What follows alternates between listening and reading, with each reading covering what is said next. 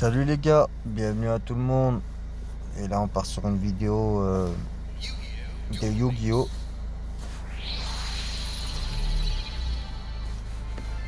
Franchement ce Yu-Gi-Oh là, si je peux donner mon avis, il est vraiment pas mal, hein. Question graphisme, question jeu, question... Il est bien fait. J'aime bien les petits jeux comme ça. Après moi je suis un fan de Yu-Gi-Oh! Donc depuis tout jeune, donc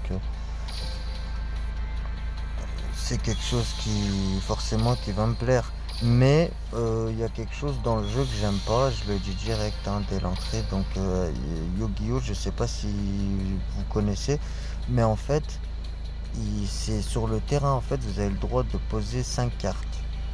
Et là, on peut en poser que 3. Bon, c'est pas très très grave, mais on va dire que ça fait son petit effet quand même. Mais bon, on fait avec, hein, il est quand même super bien fait malgré ça. Bon, là, l'événement, il y a un nouvel événement. Comme d'habitude, en fait, hein, ils mettent toujours des événements, des petits trucs. Moi, pour pas vous mentir, je joue pas trop aux événements. Donc, je passe. Si vous après vous intéressez et tout, on s'intéresse ensemble et tout, on pourrait voir ce qui se passe. Mais là, pour l'instant, en fait, je fais des missions. Je fais le mode histoire, je fais des missions. Je gagne des personnages. En fait, là, regardez ce que vous avez ici, en fait. Vous avez plusieurs personnages, en fait. Vous avez Yu-Gi-Oh, le tout simple, là, qui est ici. Voilà. Donc, vous avez Yami, vous avez Joey, vous avez Mai, vous avez Théa, vous avez Insector, vous avez Ken, Bandit Ken. Voilà, après il y en a plein d'autres à débloquer encore, hein, bien évidemment. Et ensuite, ce qui est bien dans ce Yu-Gi-Oh, c'est que vous avez Yu-Gi-Oh, celui-là.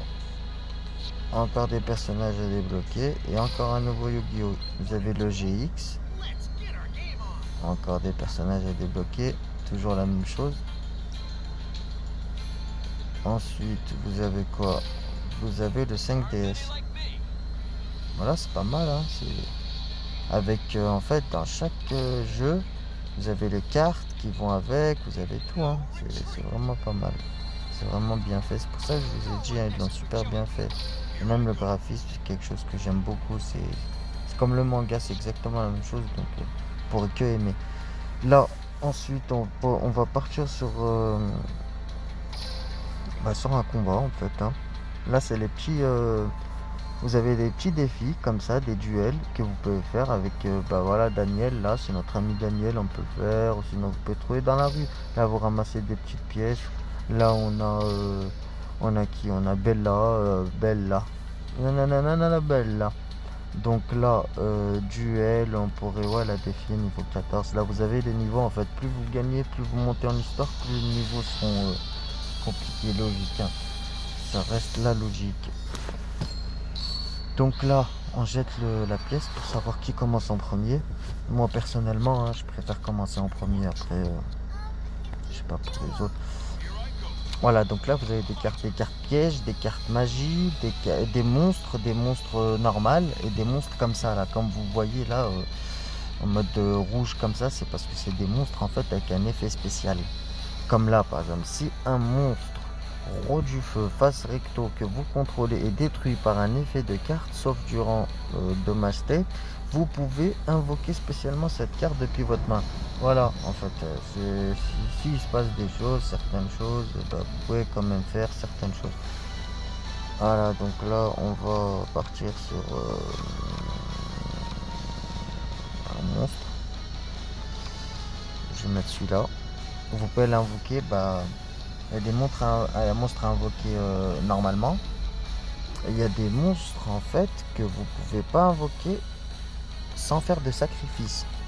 De 1 ou de 2 sacrifices, ça dépend. Et on en reviendra. Pour l'instant, j'invoque un monstre en position d'attaque. Avatar. Roi du feu. Ok. Ensuite, je termine mon tour. Là, j'ai une carte magie, par exemple. Si cette carte recto dans le terrain est envoyée au cimetière ou banni, détruit tous les monstres que vous contrôlez, vous ne pouvez utiliser qu'une fois. Suivez l'île de roi du feu. En fait, j'ai acheté un pack, c'est vous achetez des packs de cartes et tout suit avec en fait. Regardez, c'est des pièges, il y a juste à les poser. Bah ouais, je l'active, il n'y a pas de souci, regardez. J'ai une magie de terrain, donc tout le terrain il va devenir comme ça. Et là, je peux l'invoquer.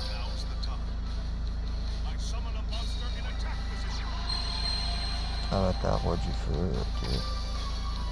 On passe au combat.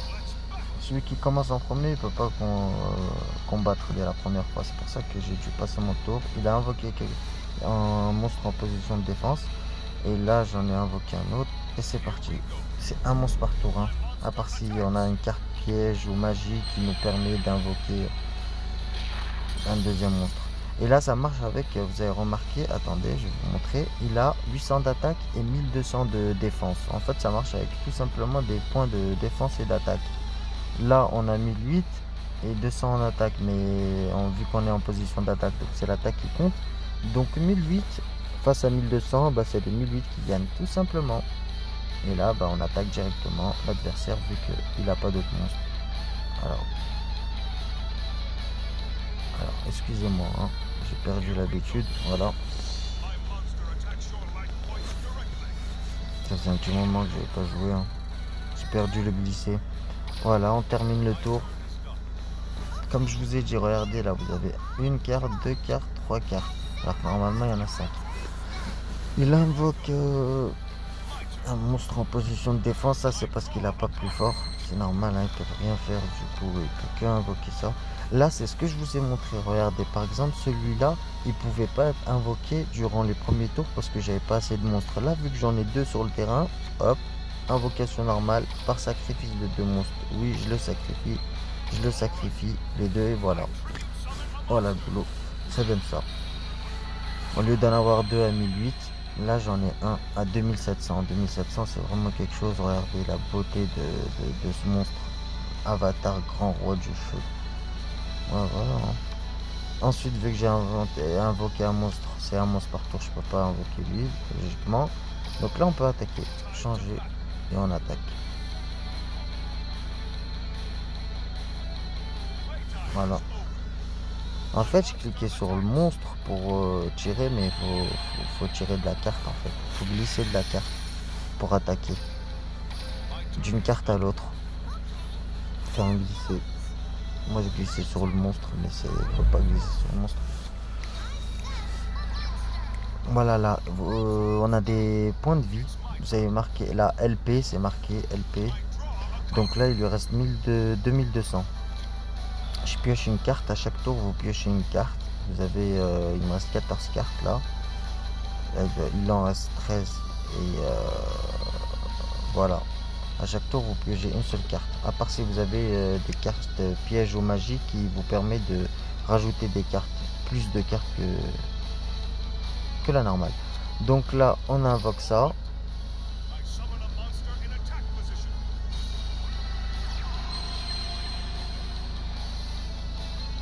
On active. C'est pour vous montrer en fait. Une fois activer une carte magie, ce que vous pouvez faire, c'est quoi? C'est ça. Si on détruit un, par exemple, j'ai détruit mon monstre pour détruire le sien, pour pouvoir attaquer directement. Voilà. Donc pour gagner plus facilement, c'est des petites astuces du jeu. Voilà. Donc c'était la première partie de Yu-Gi-Oh! J'espère que ça vous a plu et je vous en ferai d'autres beaucoup plus intéressantes que celle-là. Ça c'était plus un tuto un peu de comment ça se passait. Merci à vous, je vous souhaite une belle journée et n'oubliez pas de vous abonner. ça fera toujours plaisir, donner un peu de force